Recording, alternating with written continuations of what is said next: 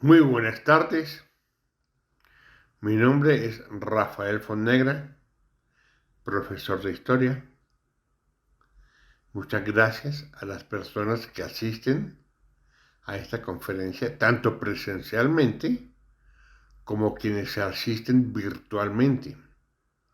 Hoy en día el mundo es mucho más pequeño, que nos da la posibilidad de unirnos y de juntarnos con menor parafernalia y con mayor comodidad, con eficiencia. Vamos a hablar en esta conferencia, como ya habrán visto, sobre la isla de Utopía de Tomás Moro, Santo Tomás Moro hoy en día.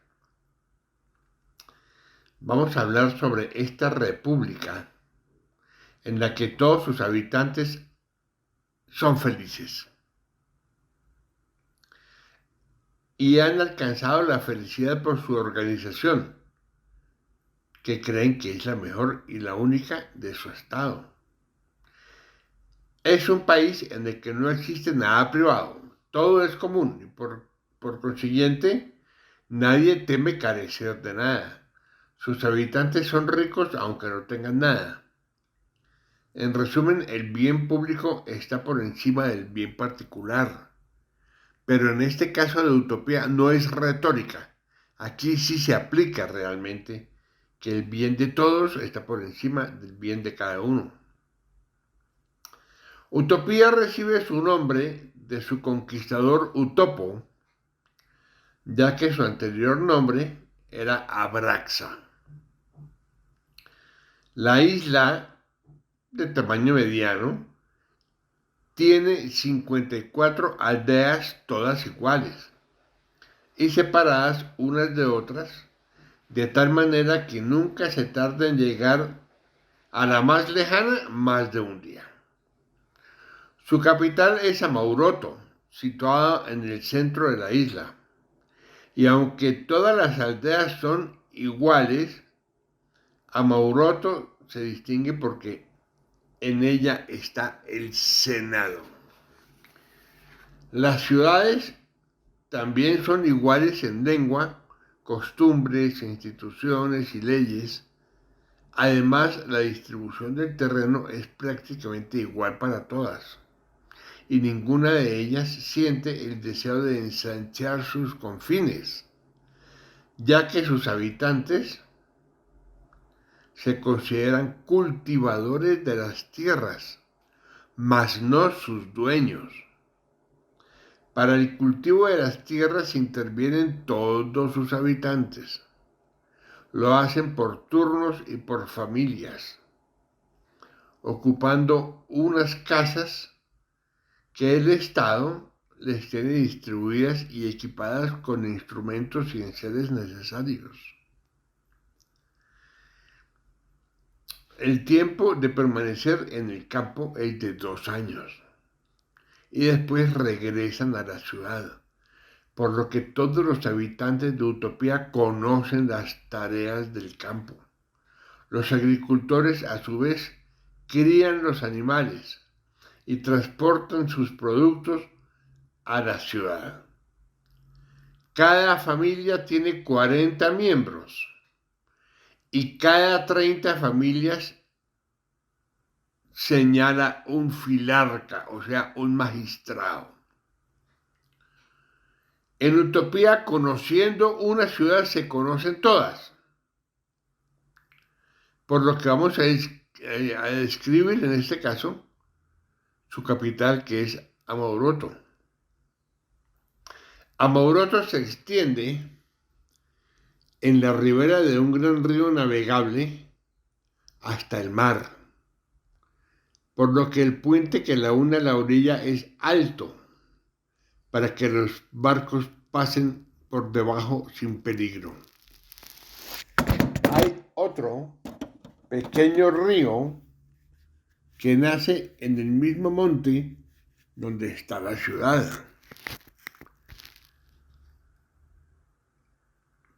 Del que se canalizan sus aguas a todas las zonas bajas que también se aprovecha junto con el agua lluvia recogida en grandes cisternas. La ciudad está rodeada de una muralla alta y maciza y por un foso seco y profundo. Pero lo que más llama la atención a los forasteros es que en las casas las puertas no se cierran nunca, para que pueda entrar todo el que quiera, ya que no existe propiedad privada. Y las casas se cambian regularmente para que ninguno se sienta dueño de esa casa. Todas tienen su huerto. Los magistrados o filarcas. Cada 30 familias tienen un magistrado al que denominan filarca o sifogrante. Cada 10 filarcas eligen un jefe entre 4 candidatos elegidos por el pueblo. El cargo de jefe es vitalicio, a menos que sea depuesto por intento de tiranía. Casi siempre, cuando no hay oposición, un gobernante tiende a convertirse en dictador y posteriormente en tirano. Eso se ha visto en toda la historia de la humanidad. Por eso los romanos, en la República Romana, para evitar que su cónsul se convirtiera en dictador y después en tirano, no era uno, eran 2 cónsules. Con eso se vigilaban el uno al otro, etc.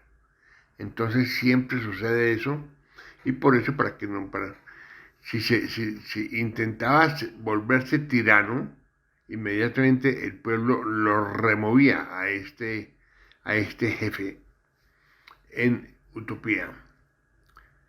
Cada 3 días se reúne el Senado para tratar asuntos de Estado. Ojo con esto, nada se concreta si no ha sido discutido en el Senado con 3 días de antelación. Ningún problema se discute el día de su presentación. Se demora hasta la reunión siguiente. Primero se medita, después se habla. Esto es sumamente sabio, porque fíjense ustedes que muchas de las decisiones tomadas en caliente no son buenas. Aquí se presenta un proyecto o una idea, no lo discutimos hoy, lo leemos, lo digerimos, lo analizamos y 3 días después podemos hablar del proyecto cuando ya tenemos una idea clara de él. Es delito deliberar cuestiones de Estado fuera del Senado para evitar conjuros y componendas. De algunos problemas se discuten en todas las familias con el sifogrante que los representa. Porque de todos los ciudadanos participan en las deliberaciones. Como ya se ha explicado, la ocupación común es la agricultura. Aparte se instruye a cada uno para una profesión propia. Las únicas profesiones son el cultivo, que era la más común, y el tratamiento de la lana, el arte de cultivar y de trabajar el lino, los oficios de cantera, herrero o carpintero. Las mujeres, por su parte, se encargan de los 2 primeros, de la lana y del lino, y los hombres de los demás. Los trajes son uniformes en toda la isla. Solamente se diferencian según el sexo y la condición de soltero o casado. Cada familia fabrica sus propios trajes. Por lo común, Cada uno aprende la profesión de su padre, pero si por algún motivo alguien tiene otra afición, es adoptada por la familia que tenga ese oficio. Nadie puede estar ocioso, ni fatigarse por un trabajo excesivo para no provocar la infelicidad. Dedican 6 horas al trabajo, 3 por la mañana y 3 por la tarde. Se acuestan a las 8 y duermen 8 horas. Otra cosa a destacar sería que las horas de ocio tienen que ser ocupadas por otras aficiones, como por ejemplo las letras, la música, el cuidado de los huertos, ya que los juegos de azar están prohibidos. Al amanecer todos los habitantes reciben clases públicas. Se podría caer en el error de pensar que con solo 6 horas de trabajo no se llegarán a cubrir todas las necesidades, pero eso no es así, ya que los utópicos trabajan todos los hombres y las mujeres. En otras naciones hay mucha gente que no produce, como son mujeres, sacerdotes y religiosos, ricos, propietarios de tierras y sus servidores, mendigos y otros hombres dedicados a los trabajos útiles, como los relacionados con el dinero, el lujo y el placer. Se calcula que en toda la isla solo 500 de ellos están exentos de trabajo. La ciudad se compone de familias y éstas se forman por parentesco. Las mujeres, cuando se casan, van a casa del marido, donde permanecen los hijos varones y los nietos bajo la obediencia del más anciano, siempre que su inteligencia no se hubiera debilitado por los años. La organización de la convivencia está hecha para que los jóvenes sirvan a los mayores. Mucha sabiduría. Para que la población no aumente o disminuya, cada familia debe tener entre 10 y 16 hijos jóvenes solteros. Si una familia tiene exceso de hijos, se transfiere a otra que no tenga hijos. Lo mismo ocurre entre las ciudades. Cada ciudad se divide en 4 zonas. En el centro de cada una hay un mercado provisto de todo. Las familias llevan al mercado el producto de su trabajo. Las cabezas de familia piden lo que necesitan y se lo llevan sin entregar dinero ni otra compensación. Recordemos que cuando hablamos de familias, una familia tiene 40 miembros. Cada barrio tiene unos grandes edificios en los que viven los chifograntes, o sea, los jefes de las familias. A cada uno hay adscritas 30 familias que comen ahí. Allí van a comer. En los comedores, los trabajos más bajos y trabajosos los hacen los esclavos. Estos también se encargan de matar y limpiar la sangre de los animales. De cocinar se encargan las mujeres de las familias, alternándose en ello. Las comidas son muy cortas, porque hay que seguir trabajando. Las cenas son más largas, y durante la cena hay música y dulces como postres. Aquellos niños que no han alcanzado la edad de trabajar sirven las mesas y comen lo que le ofrecen los comensales. Cabe decir que en esta sociedad los mejores manjares son para los ancianos, que se sientan y comparten en las mesas con los más jóvenes para controlarlos y transferirles sus conocimientos.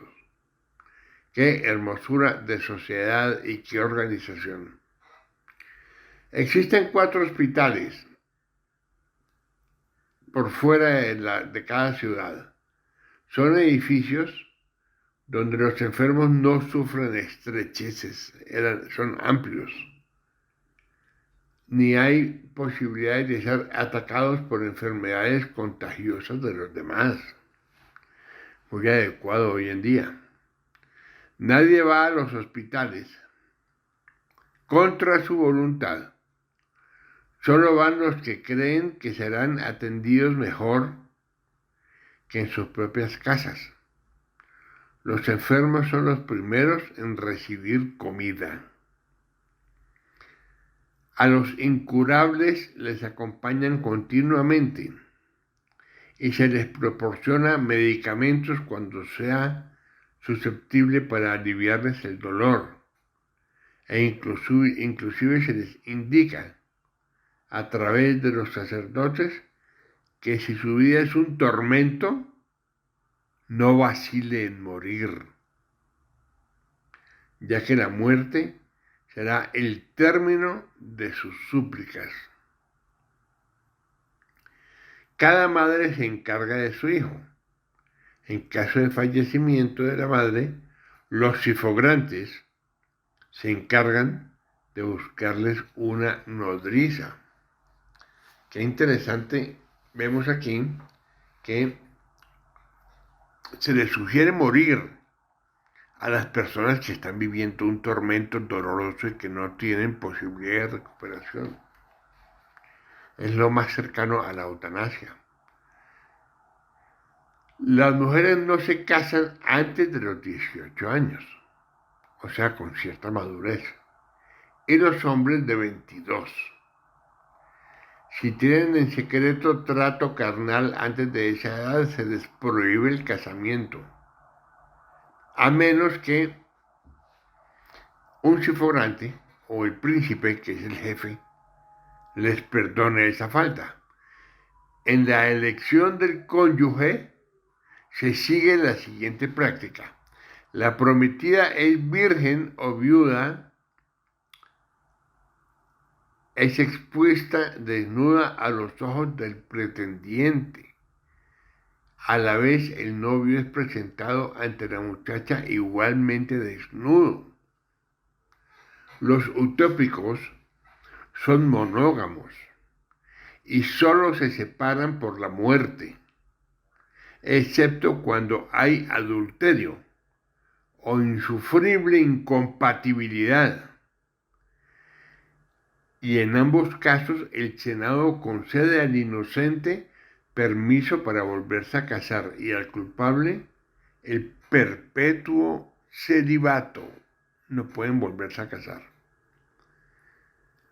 Reputan los aceites, aunque consideran la pereza el no cuidar la belleza natural. Consideran que los encantos de una mujer influyen menos en el marido que la honradez y el respeto. El príncipe se distingue del resto de los ciudadanos por llevar un manojo de espigas. El distintivo del pontífice es un cirio que le precede. Para ir de una ciudad a otra hay que pedir permiso a los sifograntes, y estos organizan un viaje de un determinado grupo de personas llevando una carta del príncipe en la que consta la concesión del permiso y la fecha del regreso, precisamente para que el viaje tenga su límite. Para viajar no llevan nada, pero tampoco les falta nada. Si se detienen más de un día en un lugar, cada cual practica su oficio para obtener comida. Cuando todas las ciudades o las aldeas han equilibrado sus abundancias con sus escaseces y consideran que tienen suficientes provisiones para 2 años, aportan a los países el sobrante, a las aldeas vecinas el sobrante, importando a cambio materias de que carecen, como el hierro y la cantidad de oro y plata. Conservan las riquezas sin considerarlas como tales, ya que los utópicos no conocen la moneda, y aunque parezca increíble, el oro y la plata los conservan en forma de vasinillas y otros recipientes de uso íntimo, tanto en los edificios públicos como en los particulares. Otro uso es como castigo para alguien que ha cometido un crimen. Se le cuelga de las orejas aros y se le llenan los dedos con anillos y se les rodea la garganta de collares. Todo eso de oro. Al igual que a los criminales, también a los esclavos se les retiene con cadenas y grilletes de estos preciosos metales. Es por todo esto que los utópicos no les dan ningún valor a los metales preciosos. Son expertos en conocimientos del curso de los astros y movimientos de los mundos celestes. Han inventado instrumentos para determinar con exactitud los movimientos y la situación del Sol, la Luna y otros astros que se divisan en el horizonte. Predicen las lluvias y los vientos y demás cambios del tiempo, valiéndose de su experiencia con la naturaleza. Su principal controversia filosófica es cómo se puede llegar a la felicidad, y se inclinan más de lo justo en ligarla con el placer conseguido de forma justa y honesta. Afirman los utópicos que la naturaleza nos prescribe el placer como meta de todas nuestras acciones y definen la virtud como la vida ordenada, de acuerdo a los dictados de la naturaleza, y con ello se debe buscar conjuntamente. Hay que buscar el bien personal sin destruir al bien ajeno. Los placeres se dividen en dos: espirituales y corporales. A los espirituales pertenece la inteligencia y a los corporales, que se dividen en dos clases: los que impresionan gratamente los sentidos, o sea, comida y bebida, y las expulsiones de materias que ocupan el cuerpo con su exceso, o sea, limpieza del intestino o la práctica del acto de generación. Los utópicos son de cuerpo ágil y vigoroso. Son amables, ingeniosos y activos. Acogen con benevolencia a quienes les visiten, siempre que éste sepa hacerse apreciar por sus conocimientos y dotes de su ingenio. Son esclavos los que por algún delito han merecido este castigo, o un condenado a muerte en una ciudad extranjera. No solo les hacen trabajar de continuo, sino que les retienen presos. Son tratados con mayor dureza los ciudadanos reducidos a esclavos que a nosotros. También son esclavos los trabajadores pobres de otros países que se ofrecen trabajar en utopía, aunque estos son tratados con bondad, y la única diferencia con los conciudadanos es que se les hace trabajar más un dato a su favor. Es que si quieren, les dejan marcharse. Tienen pocas leyes y de fácil interpretación. Solo existen las necesarias para su gobierno. Han suprimido a los abogados y cada cual defiende su propio pleito, ya que como hay pocas leyes, todos las conocen todas. Las penas las decide el Senado y la pena más grande es la esclavitud. Si los condenados se muestran rebeldes o recalcitrantes, se les mata como a bestias. Sin embargo, si se muestran arrepentidos y amansados por el largo castigo, pueden obtener el perdón. Nunca pactan con otra nación esos tratados que a menudo se rompen. Están convencidos de que un pacto no estrecha la amistad de los pueblos, pues un descuido en su redacción deja la posibilidad de no cumplirlos. Creen en el vínculo creado por la naturaleza, sustituye cualquier alianza, que los hombres están más unidos por el espíritu que por las palabras.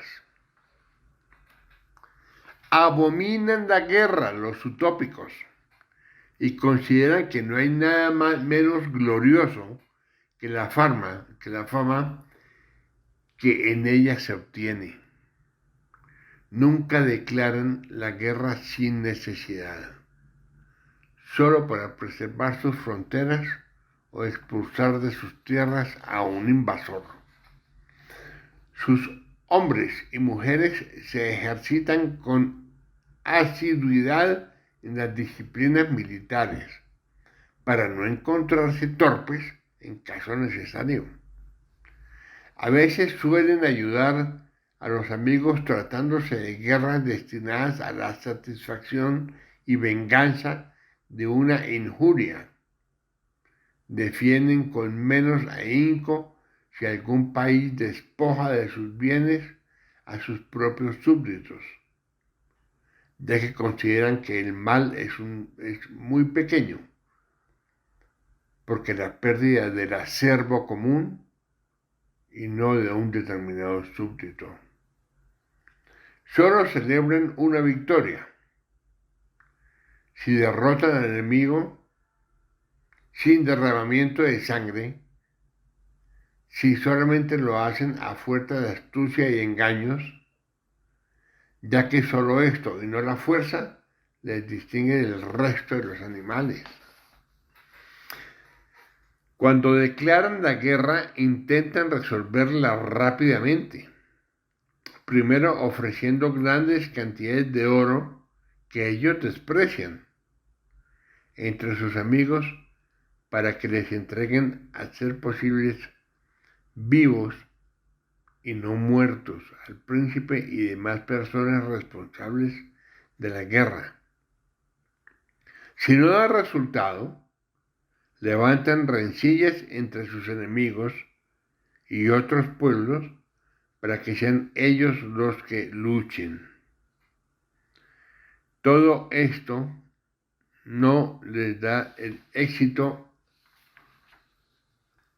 Ambicionando contratan mercenarios que son espléndidamente compensados para que nunca luchen a favor de su enemigo.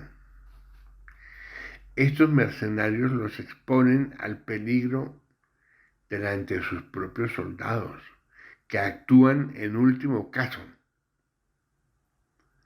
Sus soldados siempre son voluntarios y pueden ser acompañados por sus mujeres y toda su familia, con el fin de que la lucha sea más interesada.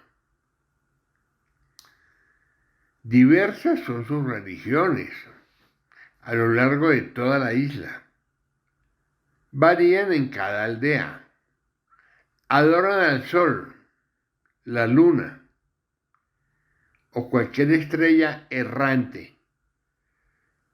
Incluso consideran un dios a algún hombre que haya destacado en algún tiempo por sus virtudes. Pero la mayoría reconocen a un solo Dios llamado Padre y le atribuyen el origen, desarrollo, progreso y término de todo lo existente, y solo a Él tributan honores divinos. Cada vez se van apartando los utópicos de tan diversas religiones para coincidir en una religión única. Es por esto que, al conocer la religión de Cristo, muchos la abrazaron y recibieron el bautismo. Lo único que tienen en común todas las religiones es la creencia de que el alma es inmortal y nacida por voluntad divina para ser feliz, y que después de esta vida hay premios para la virtud y castigos para los pecados. Como gran enseñanza para todos nosotros es la tolerancia y el respeto a cualquier religión, sin que nadie se sienta perseguido por ella en una regla suya, que es que nadie puede resaltar su religión despreciando a las demás, bajo pena de destierro. Los sacerdotes son de gran santidad. Por ello, en poco número, solo hay 13, y el mismo número de templos en cada ciudad. Los sacerdotes son elegidos por el pueblo, igual entre los magistrados. Uno de ellos preside y los demás, y este es el pontífice. Tienen a su cargo la educación de los niños y de los jóvenes. El fondo de su enseñanza es inculcar líneas sanas y útiles a la conservación del Estado. Presentan a los sacerdotes las esposas más escogidas para que ellos dispongan de ellas. Las mujeres solo pueden ser sacerdotes si son viudas o ancianas. Los templos son muy grandes y sirven para todas las religiones, y en ellos se exige un gran recogimiento, humildad. Cada año se divide en meses lunares y se regula por el movimiento del sol. Son días festivos los primeros y últimos de cada mes, y el primer y último día de cada año. Ahí vemos el ejemplo que le puede dar al mundo Utopía, escrita por Tomás Moro, donde no hay riquezas, donde no hay pobreza, donde no hay codicia, donde no hay envidia.